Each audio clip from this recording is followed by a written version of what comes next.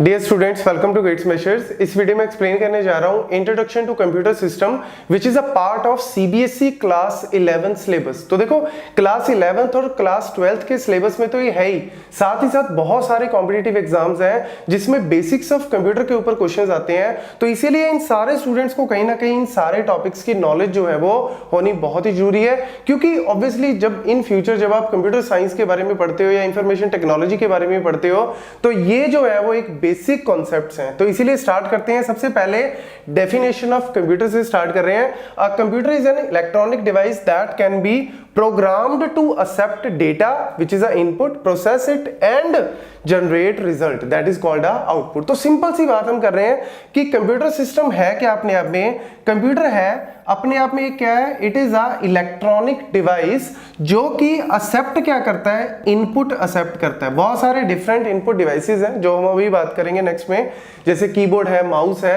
तो वहां से क्या कर रहा है, एक इनपुट जो है वो एक्सेप्ट कर रहा है, डिफरेंट फॉर्म्स में एक्सेप्ट करता है और उसको कन्वर्ट करता है आउटपुट में। और कन्वर्ट करने का मतलब क्या है, जो चीज हमने यहाँ पे लिखी क्या हमें एज इट इज दिखानी है, हो सकता है हमें एज इट इज भी दिखानी हो या फिर हमें उसको कुछ प्रोसेस करके दिखानी हो। एज इट इज मतलब जैसे हम कंप्यूटर पे सिंपली कुछ टाइप करते हैं तो वो मॉनिटर पे दिखता है साथ, तो वो हम एज इट इज भी दिखा सकते हैं, या फिर अगर मुझे कुछ कैलकुलेशन करनी है तो मैं वो कैलकुलेशन करके प्रोसेस करके भी आउटपुट को दिखा सकता हूं। तो ये बेसिक सी डेफिनेशन है कंप्यूटर सिस्टम की। और कंप्यूटर सिस्टम की अगर हम बात करें तो उसमें मेन आपके चार कंपोनेंट्स आते हैं। एक तो इनपुट डिवाइसेस आगे, फिर आगे आपका प्रोसेसर, जो सबसे इंपॉर्टेंट चीज है that is a processor, CPU. Then अगर हम बात करें तीसरा आ जाता है आपका आउटपुट और चौथा आ जाता है आपका memory architecture. Different kind of memories जो है वो यहाँ पे आ जाती हैं।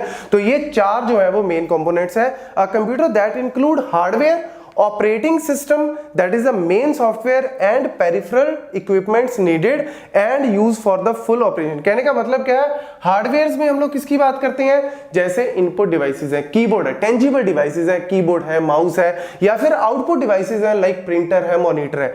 ऑपरेटिंग सिस्टम क्या है, basically operating system is a system software जिसका मेन पर्पस क्या है, यूजर डिफरेंट हार्डवेयर से कैसे कम्युनिकेट करता है वो ऑपरेटिंग सिस्टम के थ्रू। जैसे सिंपल से एग्जांपल देता हूं, अगर हम माइक्रोसॉफ्ट की बात करें तो विंडोज को हम लोग यूज करते हैं, लिनक्स को यूज करते हैं, मोबाइल की बात करें तो हम एंड्रॉइड को यूज करते हैं, आईओएस को यूज करते हैं। ये सारे क्या है, ऑपरेटिंग सिस्टम। इसके अलावा हमारे पेरिफेरल डिवाइसेस हमारे भाई इनपुट डिवाइसेस को भी बोल देते हैं, आउटपुट डिवाइसेस को, या फिर मेमोरी की अगर हम बात करें तो memory, different kind of memories. यहाँ पे सिर्फ हम हार्ड डिस्क की बात नहीं कर रहे, यहाँ पे हार्ड डिस्क भी है, यहाँ पे एसएसडीज की भी बात होगी, यहाँ पे कैश मेमोरी की भी बात होगी, यहाँ पे रजिस्टर की भी बात होगी, और सबसे इंपॉर्टेंट रैम की भी बात होगी, मेन मेमोरी जिसको हम बोलते हैं। ठीक है, तो ये धीरे धीरे करके हम सारी चीजों को एक एक करके डिस्कस करेंगे।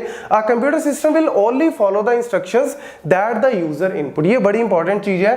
ठीक है, आजकल हम बात करते हैं एआई बेस्ड सिस्टम में, जहां पे हम कहते हैं कि मशीन खुद से सीखेगी, मशीन खुद से लर्न करेगी, लेकिन जो बेसिक कंप्यूटर सिस्टम है उसका पर्पस यही है कि यूजर ने जो इनपुट दिया उसी इनपुट के अकॉर्डिंग जो है वो आउटपुट जनरेट करे। तो ये सिंपल सा एक आर्किटेक्चर आप बोल सकते हो, डायग्राम बोल सकते हो। इनपुट आ गई, आउटपुट डिवाइस आ गए, सेकेंडरी स्टोरेज डिवाइसेस आ गए लाइक योर हार्ड डिस्क आ गई, ठीक है, या फिर पहले आते थे टेप ड्राइव वगैरह हम यूज करते थे, मैग्नेटिक डिस्क यूज करते, वो आ गया। Primary memory that is your RAM which is very very important।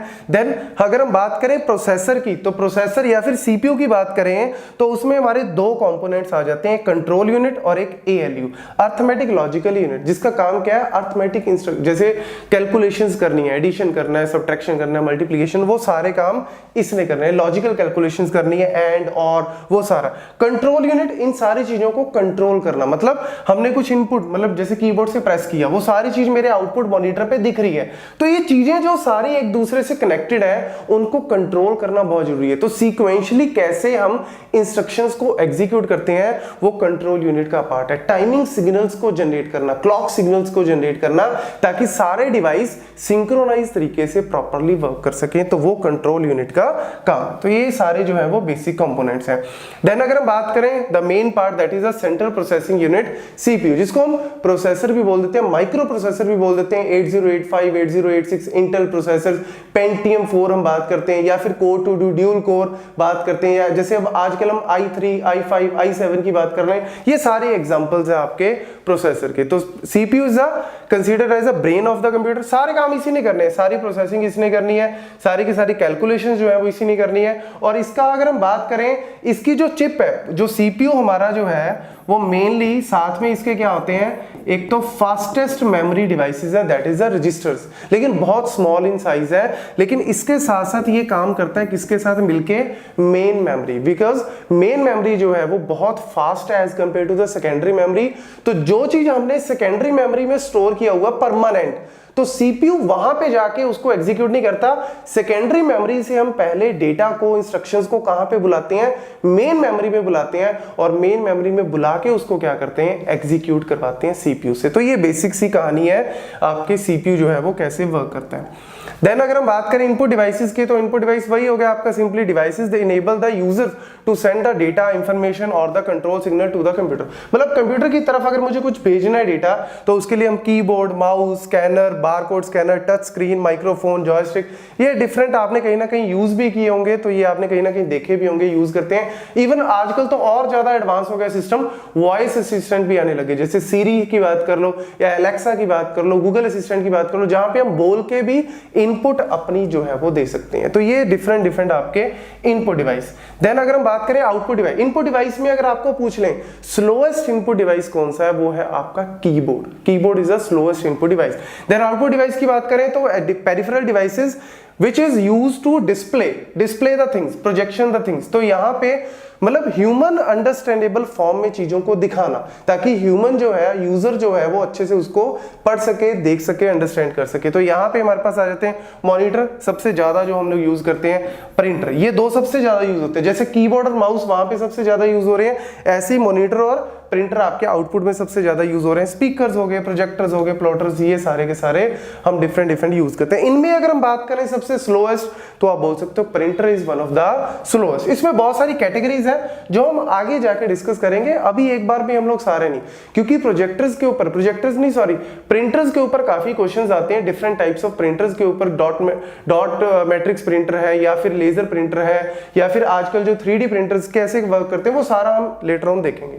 Then evolution of computer, यहाँ पे क्वेश्चंस आते हैं स्टूडेंट्स को, डायरेक्ट क्वेश्चन आ जाता है 5 मार्क्स का, 10 मार्क्स का, कि इवोल्यूशन ऑफ कंप्यूटर की अगर हम बात करें तो सबसे पहले 500 BC के टाइम, ये टाइमलाइन है, मतलब टाइम इस तरीके से बढ़ रहा है। तो पहले अबेकस सिस्टम आया, आपने बहुत सारे सुना होगा कि बच्चे जो है वो अबेकस की क्लास जो है वो लगाते हैं, ताकि मैथमेटिक्स जो है कैलकुलेशन स्ट्रॉन्ग कर सकें।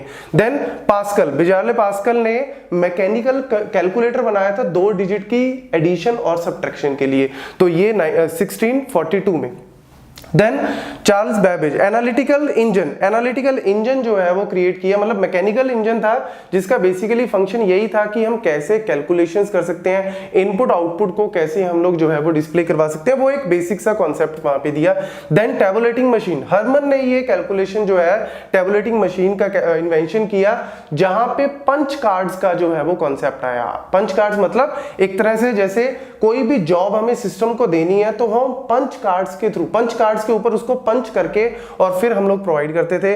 फिर ट्यूरिंग मशीन, यहाँ पे जो मॉडर्न कंप्यूटर्स का सिस्टम जो है वो आया एक्चुअल में ट्यूरिंग मशीन से। तो ट्यूरिंग मशीन जो एलन ट्यूरिंग, जिन्होंने बहुत आपने सुना होगा मे बी एनिग्मा, जो एनिग्मा एनक्रिप्शन मशीन थी जर्मन, जो 1942 के टाइम पे जब सेकेंड वर्ल्ड वॉर में, तो जर्मन ने यूज किया था एनिग्मा कोड, तो एनक्रिप्शन के लिए उन्होंने यूज किया था। तो उस कोड को ब्रेक किया था एलन ट्यूरिंग ने अपनी मशीन से, और वहां से उन्होंने कंप्यूटर्स का जो है, मॉडर्न कंप्यूटर्स का सिस्टम जो है वो यूज करना स्टार्ट किया। फिर आया वॉन न्यूमन आर्किटेक्चर में, जहां पे हम लोग बात करते हैं कि जो डेटा है मेमोरी के अंदर ही, प्रोग्राम है मेमोरी के अंदर ही स्टोर होगा और वहीं से सीपीयू को दिया जाएगा। स्टोर्ड प्रोग्राम आर्किटेक्चर बड़ा इंपॉर्टेंट है, स्टोर्ड प्रोग्राम आर्किटेक्चर, जो कि वॉन न्यूमन ने दिया, और उसी के ऊपर ये 2 सिस्टम बने, एडवेक एंड एनिक। तो ये 1945। यहां पे यूज कर रहे थे हम वैक्यूम ट्यूब्स का, लेकिन वैक्यूम ट्यूब्स की प्रॉब्लम क्या थी कि वो जो है एक तो पावर कंजप्शन बहुत ज्यादा थी, हीट भी ज्यादा जो है वो एमिट करते थे।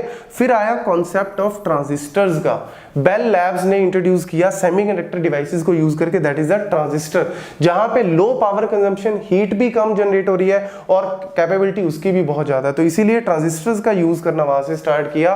और फिर लेटर ऑन इंटीग्रेटेड सर्किट्स का यूज किया। सबसे पहले SSSI आए, फिर MMI आए, धीरे धीरे करके उनको मतलब एक ही चिप के ऊपर बहुत सारे ट्रांजिस्टर्स को, डायोड्स को, इंट्रोडर्स को, बहुत सारे डिवाइसेस को वहां पे इन्फ्यूज करके और उसको जो है वो चिप में कन्वर्ट किया, ताकि मेरा जो सिस्टम का साइज है वो भी क्या हो जाए, छोटा। और फिर लेटर ऑन अगर हम बात करें 1980s में, 1981 में IBM ने पर्सनल कंप्यूटर लॉन्च किया, फिर 84 में मैकिन्टोश आया एप्पल का, फिर उसके बाद डोज ऑपरेटिंग सिस्टम 82, 83 के टाइम पे, फिर लिनक्स, वो सारा इवोल्यूशन अगर आप और डिटेल में करना चाहते हो, डिस्क्रिप्शन बॉक्स में ऊपर आपको सजेस्टेड में भी आपको वीडियो दिख जाएगी, जहां पे आप और डिटेल में भी अगर पूरा टाइमलाइन देखना चाहते हो वहां से देख सकते हो। देन वॉन न्यूमन आर्किटेक्चर, ये भी काफी इंपॉर्टेंट है, क्वेश्चन आ जाता है इसके ऊपर। स्टोर्ड मेमोरी आर्किटेक्चर बोलते हैं। स्टोर्ड मेमोरी आर्किटेक्चर का मतलब क्या है, इससे पहले क्या होता था कि जो भी जॉब मतलब जो भी हमें प्रोग्राम को एग्जीक्यूट करवाना है, जो भी हमें जॉब देनी है कंप्यूटर को, वो हम पंच कार्ड्स के ऊपर पंच करते थे, लोड करके, और फिर सिस्टम को देते थे।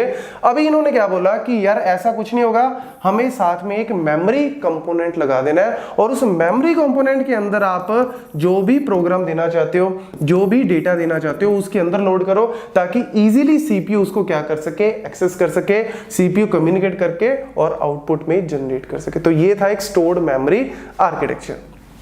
देन इसके ऊपर भी कई बार पूछ लेते हैं इंटीग्रेशन टेबल की अगर हम बात करें, बेसिक सा फंडा है स्मॉल स्केल इंटीग्रेशन, जो आपके 1950s में है, जहां पे नंबर ऑफ ट्रांजिस्टर्स की बात करें लेस देन 100।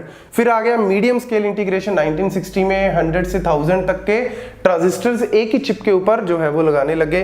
फिर लार्ज स्केल आया, वेरी लार्ज स्केल आया, फिर अल्ट्रा लार्ज स्केल आया, और फिर सुपर लार्ज स्केल इंटीग्रेशन, जहां पे आप कह सकते हो कि मिलियंस तो वैसे आपके VLSI में ही आ गए थे, तो उसके बाद तो अब जो है वो मल्टीपल टाइम बिलियंस तक जो है वो वैल्यूज जाने लग गई।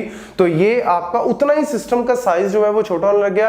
परफॉर्मेंस के ऊपर कोई फर्क नहीं पड़ा, बल्कि परफॉर्मेंस और ज्यादा बेटर जो है वो होने लगी। So this is all about the basics of computer. Next video में हम लोग बात करेंगे मेमोरी आर्किटेक्चर की। Thank you.